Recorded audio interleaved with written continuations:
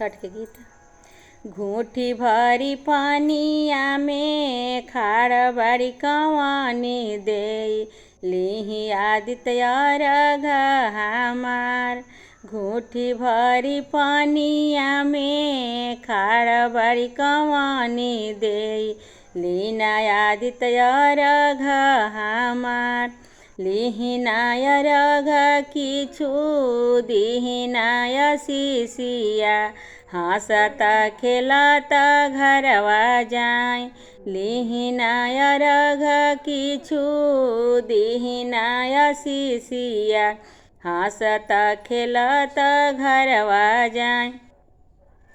दुआरा पर मांगिले कवन देव ऐसन ससुर अवरु मांगिले अन्न धन। दुआरा पर मांगिले कवन देव ऐसन भसुर अवरु मांगिले अन्न धन। दुआरा पर मांगिले कवन देव ऐसन देवर अवरु मांगिले अन्न धन। दुआरा पर मांगिले कवन देव ऐसन स्वामी अवरु मांगिले अन्न धन। गोदिया में मांगिले कवन ऐसन बबुआ हँसत खेलत घरवा जाय।